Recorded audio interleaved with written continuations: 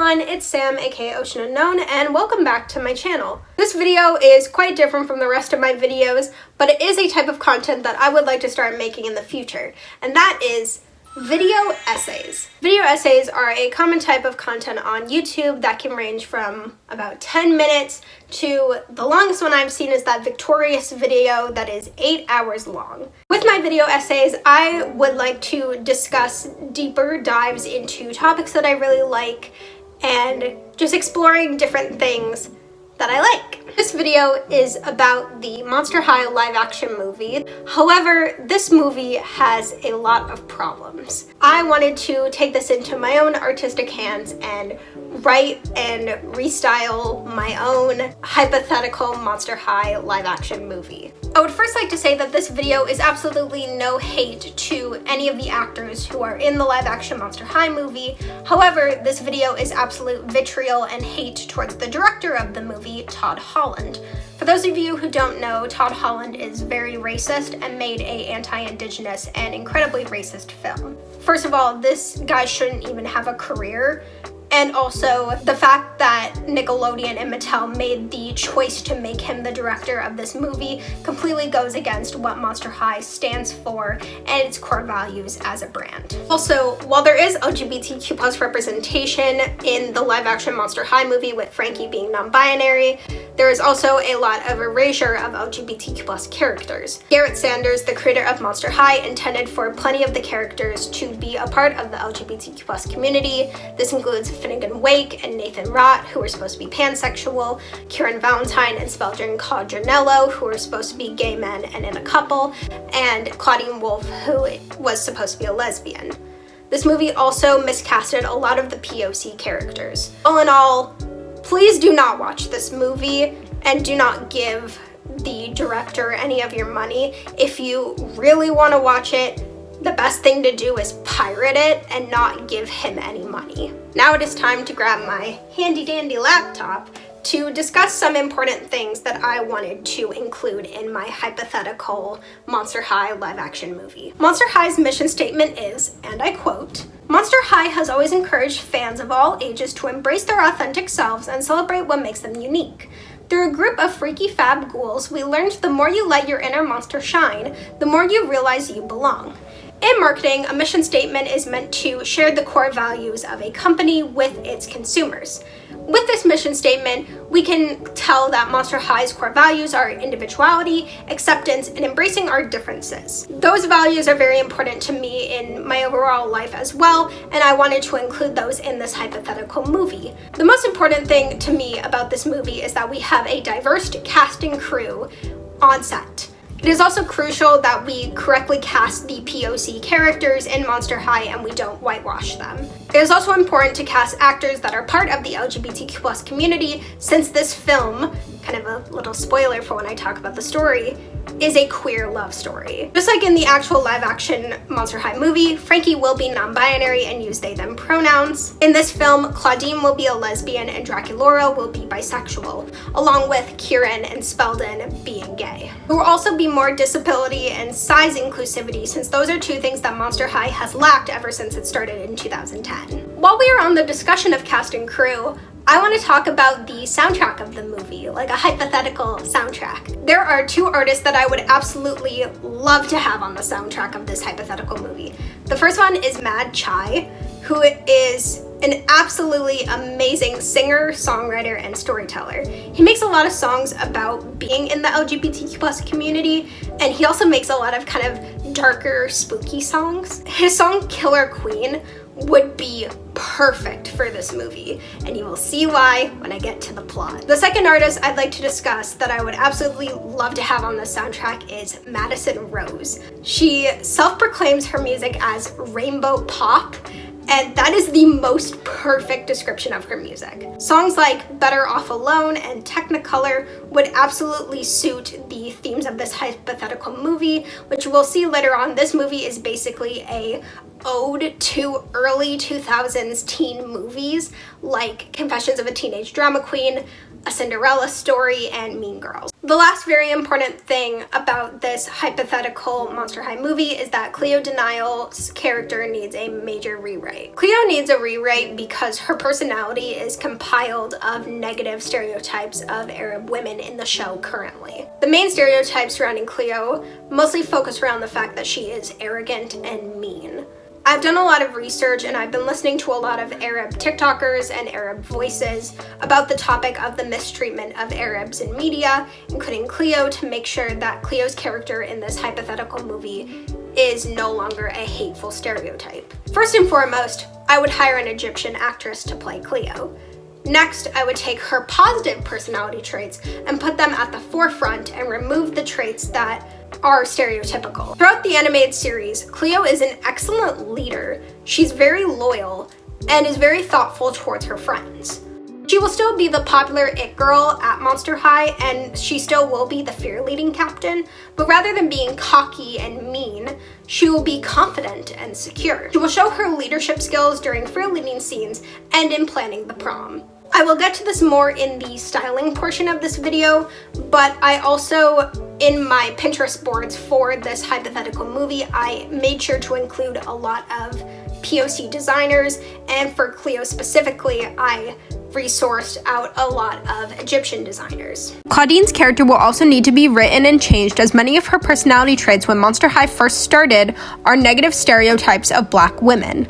Her character in this hypothetical movie, she will still be a fashionista as well as confident in herself and will be an amazing friend, and she is also now the main character. She will also, of course, be played by a Black actress. Well, now it's time to get to the story of my hypothetical movie, Monster High, A Fright to Remember. But wait, I feel a costume change about to happen. 1, 2.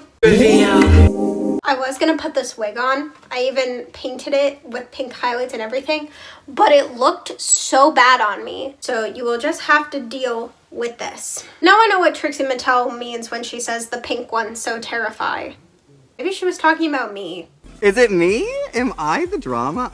Alright, let's get to the story of my hypothetical Monster High movie titled Monster High, A Fright to Remember. I wrote a short description of the plot before going into the plot in deeper detail, and this is the little blurb.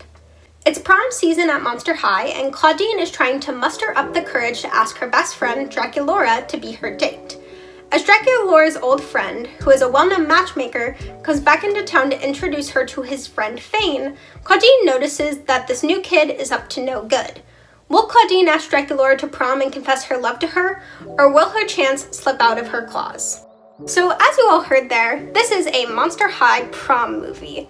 And surprisingly, although Monster High is a high school-centered franchise, they have never had any prom-centered doll lines or episodes of the animated series or movies. They've had school dance-centered lines like Dawn of the Dance and Zombie Shake, but there has never been a prom themed anything. So I am giving Monster High the prom movie it deserves. Also, this will be a queer love story between Claudine and Draculaura. Their relationship will be at the forefront of this story. And there will also be another gay couple, being Speldrin Caldronello and Kieran Valentine. Kieran Valentine is the old friend of Draculaura's in question. He is finally being brought back to the series, especially since this movie does have a bunch of major callbacks to the movie Why Do Ghouls Fall in Love, with as well as the return of C.A. Cupid. C.A. Cupid is also an Ever After High character, and this movie will mention that she was at Ever After High and is now making her return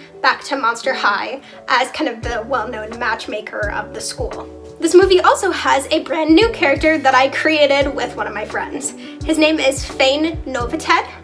Novited is devotion backwards. You will see why when I get to the plot in deeper detail. He is a fellow vampire, just like Draculaura and Kieran tries to set up Fane with Draculaura before Claudine confesses her love to Draculaura. The central characters of this movie are Claudine Wolfe, Draculaura, Frankie Stein, Laguna Blue, Cleo Denial, Deuce Gorgon, Kieran Valentine, Faye Novited, our new guy, C.A. Cupid, Speldrin Codronello, and Gulia Yelps. These are the characters who I wanted to kind of be central and have a lot of frequent lines and plots in the story. I also have some minor and ensemble characters. These are characters that are well known in Monster High and are named, but they will just kind of have minor speaking roles or will just kind of be in the ensemble in some of the like group scenes, but they will kind of be like, oh, you can point them out and be like, oh, that's this person, oh, that's this person. Those are Operetta, Venus Flytrap, Spectra Vondergeist, Rebecca Steam, Abbey Bominable, Rochelle Goyle, Casta Fierce, Jackson Jekyll, and Holt Hyde, Gil, and Howling Wolf. Now let's get to the main plot of the film in complete deeper detail. I wrote this whole thing myself, and I'm really proud of it. This is the full plot of Monster High, A Fright to Remember. The movie starts with Frankie, Claudine, and Draculaura at their lockers talking about how prom is coming up. Frankie asks Draculaura who she hopes will ask her to the dance since she is currently single. She says she's trying to focus on having a good time rather than finding the perfect date. Meanwhile, Claudine has a massive crush on Draculaura and is trying to tell her without ruining their friendship. Frankie expresses that their relationship with Jackson has been going well and how they want to throw an amazing promposal for him. The conversation gets interrupted by Laguna, who expresses her excitement about prom despite the fact that she and Gil recently broke up. She says she wants a stress-free, romance-free prom to enjoy her life and friends. The friends are interrupted again at the lockers by the it girl of Monster High, Cleo Denial, and her best friend, Gulia Yelps. As last year's prom queen, Cleo is hanging up posters to promote Monster High's prom, which is also labeled on the posters as A Fright to Remember, the title of the movie. Cleo talks about how her boyfriend Deuce and her have been very busy with sports and prom planning, so they haven't had as much time as just them as a couple. Frankie notices that on the prom posters it says, featuring special guest Casta Fierce, and is like, oh my god, we're gonna have Casta Fierce at our school. Laguna says, yeah, doesn't her brother go here? Frankie looks at Draculaura and says, and isn't he dating your ex Kieran? Draculaura says yes and states that he seems like he's reformed after his mistakes, referring to why do ghouls fall in love.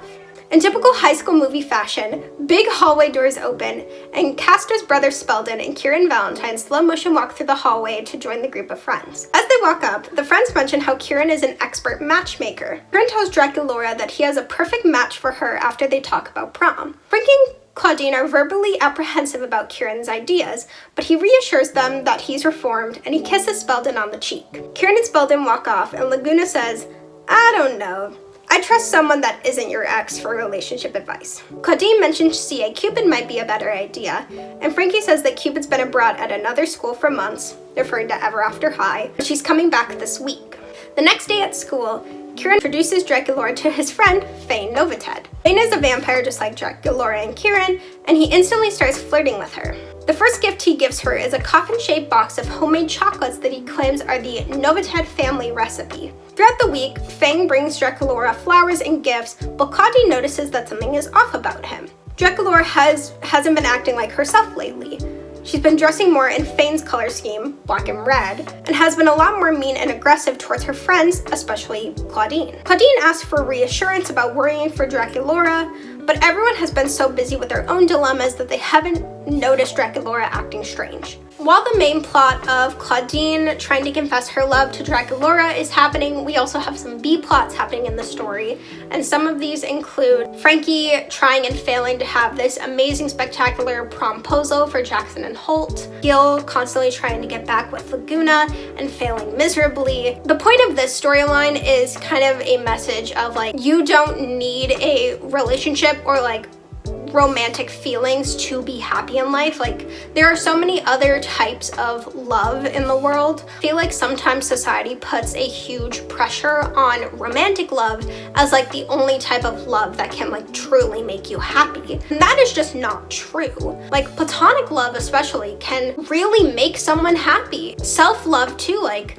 and I kind of want Laguna in the story to be like, I'm happy just being myself and not worrying about what Gil thinks. We have Deuce and Cleo looking forward to prom to kind of have more of like a couple's night to themselves and not really worry about their other ordeals like with sports or with prom planning. We have the Kieran and Spelden storyline, which is mostly Kieran kind of being upset with Fane and what he's doing because Kieran trusted Fane as like a good friend, that he could be like, hey, I thought you'd be a good fit for Draculaura. He feels guilty about it. What I have written down here is Kieran being upset with Fane and Spelden being a reassuring boyfriend.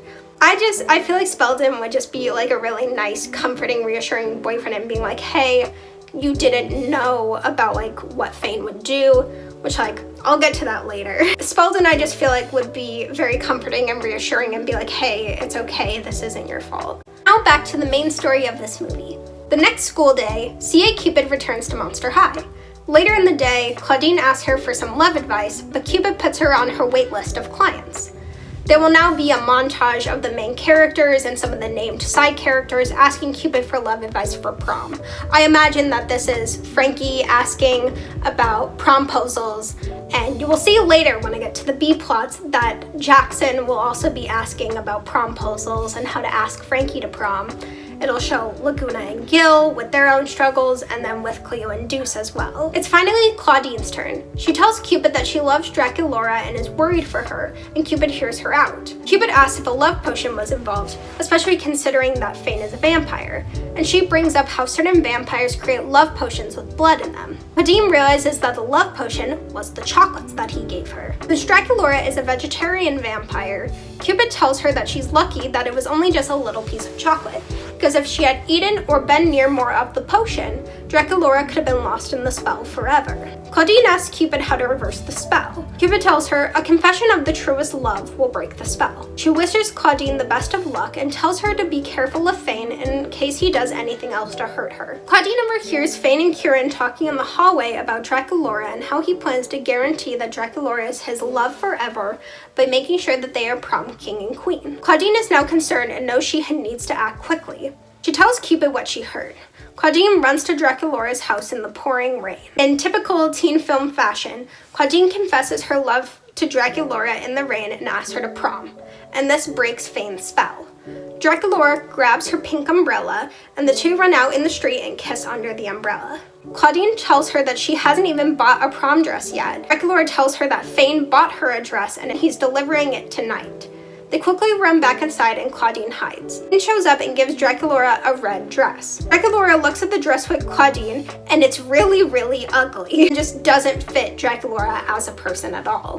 Claudine tells her that they're going shopping tomorrow, the morning of the prom, with their friends. There will now be a shopping montage where all of the main characters try on prom outfits until they find the ones for them. Deuce has to trust their opinions since he can't look at mirrors because he is the son of Medusa, and if he looks at mirrors, he will turn himself to stone. Draculaura also can't see her reflection because she's a vampire, so when she tries on, like, the dress that she ends up wearing, Claudine tells her that it is perfect. Draculaura ghosts Fane despite the many, many calls he left her at the mall. I just realized that that's a pun. Fane is growing more and more suspicious that his spell on her has broken. The prom night is here, and in movie musical fashion, each named character gets their own walk-in scene. First are the named ensemble members like Spectra, Abby, Rebecca, Venus, Operetta. Note, Gil is not at the prom. Since I mentioned that Gil is not at the prom, I will get to the ending of the B-plots of this movie. After Frankie fails their last promposal idea, Jackson and Holt give them the most heartfelt proposal and Frankie says yes. I assume this is kind of a typical high school prom movie fashion of Jackson and Holt performing a song. This is pretty much just me saying that Jackson Jekyll is the type of guy who brings a guitar to a party and is like, I can play Wonderwall. And then lastly, Laguna tells Gil how it is and tells him to leave her alone because Laguna deserves better because Gil is a piece of trash. Now back to the main story. Leo and Deuce walk in together being the power couple that they are. Right behind them is Gulia, who poses and looks super cute. Next is CA Cupid, who runway walks in and blows a kiss at the camera. Next is Laguna, who walks in by herself with confidence. Kieran and Spelden are next, and they jokingly sorority squat as their pose. I forgot that I wrote that in the script. That's just something I feel like they do. I feel like they're both very like sarcastic people. Frankie and Jackson enter next, and lastly, Claudine and Draculaura walk in holding hands. Everyone at the beginning is all having a fun night together, and then Kieran walks over and apologizes to Draculaura for introducing her to Fane. Fane then walks in with arrogance and power. Claudine, Cupid, Frankie, and Laguna confront Fane on the dance floor as he tells them his plan. He rigged the votes for prom king and queen to be him and Draculaura, and then when they win, Kieran is going to drop a bucket of the potion onto Draculaura, making the spell unbreakable. As you all can tell, this is a very clear reference to Carrie. When I came up with the plotline of this movie, of it being a Monster High prom movie, I was like, I need a Carrie reference. Cleo and Deuce walk on stage to announce this year's prom court, and the winners are Kieran and Spelden. Fane walks away in frustration, telling Claudine that I must go through with my plan, and he goes up the railing, licks his lips and fangs, and drops the potion on Kieran. This is also very clearly like mimicking the whole scene of Carrie where Chris licks her lips and then pulls the rope. Since Kieran is a regular vampire and is in love with Spelden already, the potion has no effect on him, and Kieran just evilly laughs on the stage, and everyone joins in thinking this is intentional and is a happy moment. Fane slowly claps into the room and grabs Draculaura and gets on the stage. Kieran, knowing that the potion is what caused this problem, backs away from her and holds on to Spelden. Fane grabs the microphone from Cleo and he confesses his love for Draculaura. Draculaura tells him that she loves Claudine, not him, and that his plan failed. Everyone boos Fane off the stage and he finally leaves. Everyone claps as the music starts playing again at prom. Kieran says, well, I better go shower this stuff off. And Spelden says something like, aw, but I like it when you look like crap. I guess Fane's love potion didn't work for Draculaura, but it did for me. He kisses Kieran, but then says, but yeah, this is for Draculaura's safety. Wash that off. Cleo and Deuce welcome Cast of Fierce to the stage, and she performs a couple songs. It cuts to the couples dancing. Cleo and Deuce, Frankie and Jackson, all friends dancing together, like Laguna, Cupid, Gulia, and some of the named ensemble members, Kieran and Spelden, and then Draculaura and Claudine. The movie ends with a slow dance as Claudine and Draculaura kiss on the dance floor. And that is the end of the fully detailed movie. Lastly, I wanted to discuss the styling for this hypothetical Monster High movie. Another thing that a lot of people didn't really seem to like about the live-action Monster High movie is the styling of most of the characters. With this movie, I really wanted this to be very like fashion heavy, especially since it is based on a fashion doll line and it is a prom movie. So there is going to be a lot of looks, a lot of interesting fashion, a lot of interesting makeup and hair choices. And also, this is something I do a lot because I am a hair and makeup and costume centered focus for theater in college. I make Pinterest boards for a lot of shows that I've worked on. I said, you know what? I'm gonna make this for this fake Monster High movie. And it will be open to the public, so you can all look at it on my Pinterest. I will put it right here and link it in the description below. Starting off with our main character, Claudine, I really honed in on her main color scheme, which is purple and neon green. I also made sure to include a lot of black hairstyles. I also wanted to include a lot of animal print and different stuff that really reminded me of her character. I found these awesome neon green boots that I think would be perfect for her. A lot of like bright purples, but also dark purples. And then I really wanted to make sure that I found her prom dress. I did this for all of the characters. I just wanted to find their prom dresses and be like, yes, this is absolutely what they would wear to prom. And then I saw this dress, which is this kind of short dress with these big like poofs on the sleeves and then has this like royal purple train.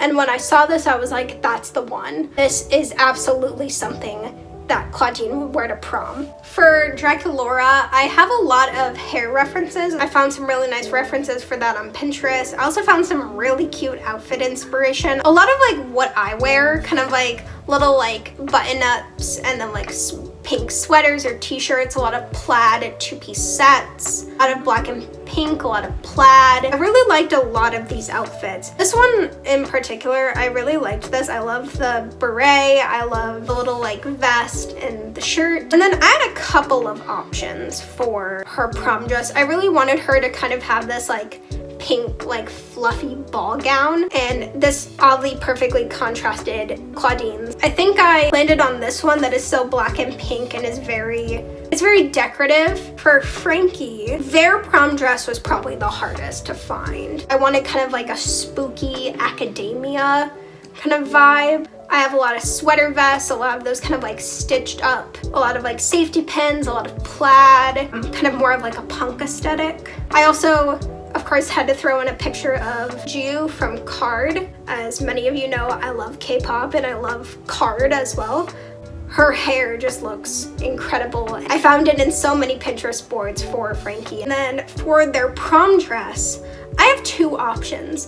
One of them is a dress that Trey and Belisario wore on I believe this is either the season 5 finale or premiere of Pretty Little Liars. I used to watch that show a lot, but I don't fully know which episode it is. I know it's the episode where they find out Mona's alive and then they end up in the dollhouse and they have the prom, and for some reason Unwritten by Natasha Bedingfield starts playing. She's wearing this very ruffly, it's purple and green, but if I were to make this I would make it blue and green prom dress, and it very much reminds me of Frankie's Sweet 1600th dress, but in like a ball gown version.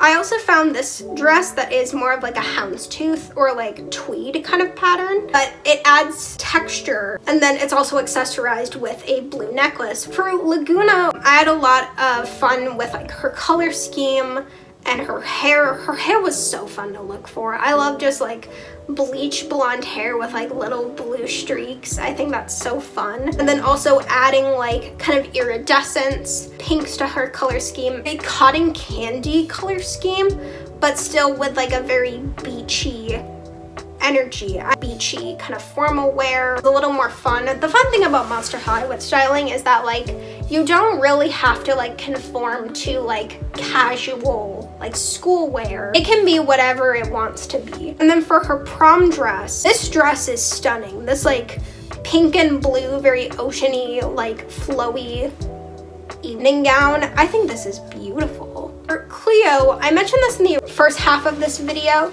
and that was that I sought out Egyptian designers on Pinterest to find some designs for her. I found a couple of designs. One of the designers is Frida Temras, who creates a lot of these gorgeous like evening dresses. She also made this gorgeous little yellow short dress, which I could definitely see Cleo wearing. I also found a lot of like cute, like casual but still very fashionable clothing pieces that fit her color scheme of kind of like yellows, golds, and that teal blue. I found a lot of slip dresses, and I kind of in a way dressed her almost like Maddie from Euphoria. Prom dress, just beautiful. It was created by Yasmin Yaya Couture, who is another Egyptian designer. For CA Cupid, her board was so fun to make because this is also kind of in the realm of my style, the very like sweet, romantic, a lot of pinks, clearly. But her stuff was so fun because I could also kind of go the sweet, romantic, like fairy tale route because she is coming from Ever After High. So like I found this like caged, like boning kind of shirt.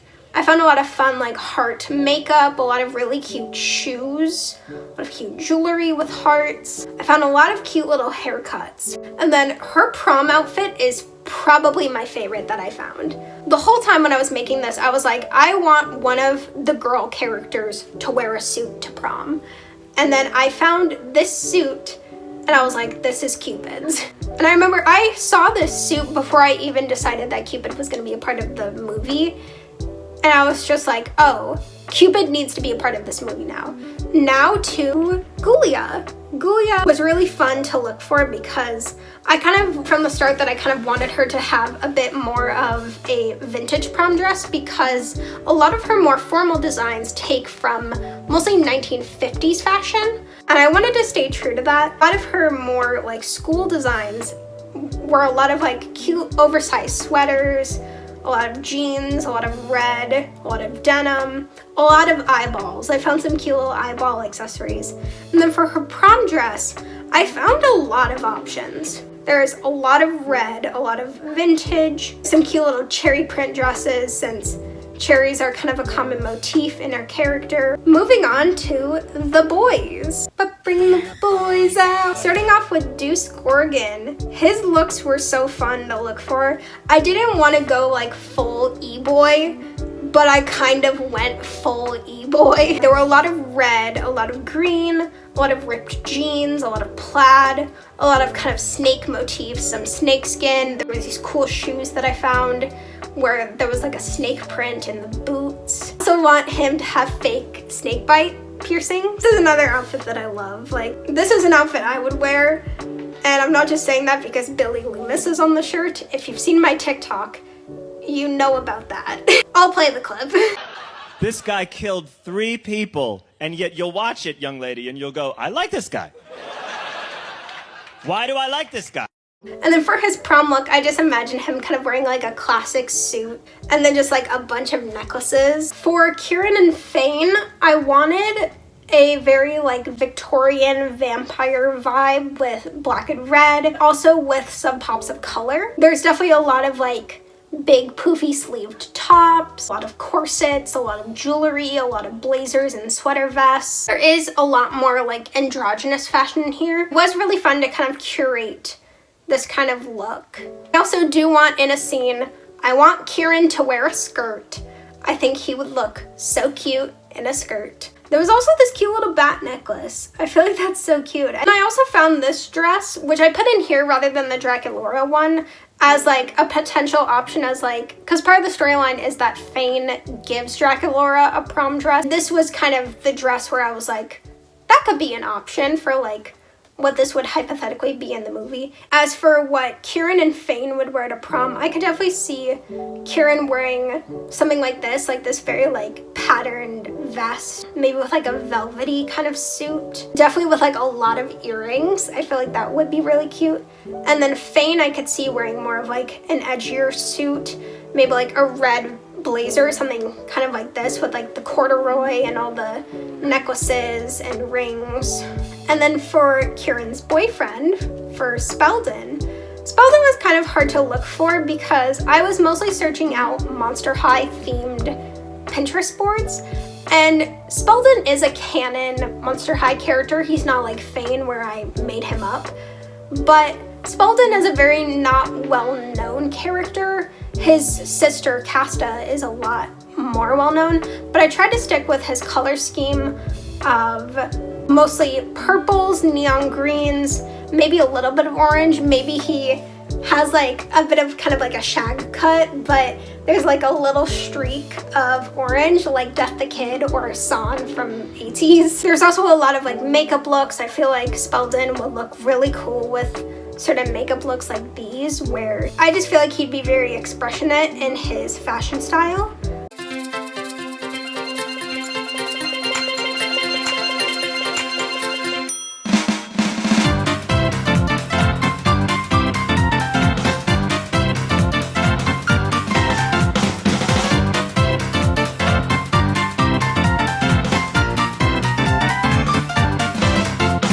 And that was my hypothetical reimagining of the Monster High live action movie. If you enjoyed it, please give this video a thumbs up and subscribe to this channel for more video essays and turn on the bell for notifications. Comment down below, what did you think of this video? If you would watch this as a real movie. And also, if any of you are artists and you want to draw these characters in these outfits that I showed during this video, or any ideas that you have for any Monster High prom looks, or just anything related to this, make sure to hashtag it as Monster High A Fright to Remember. I'd love to see that as a hashtag going. And also make sure to tag me on my Instagram or my TikTok. I would love to see it. If any of you would like to draw any of the ideas and stories that I had in this video, I would absolutely love to see it. Please do it. And I will see you next Saturday. Thank you so much.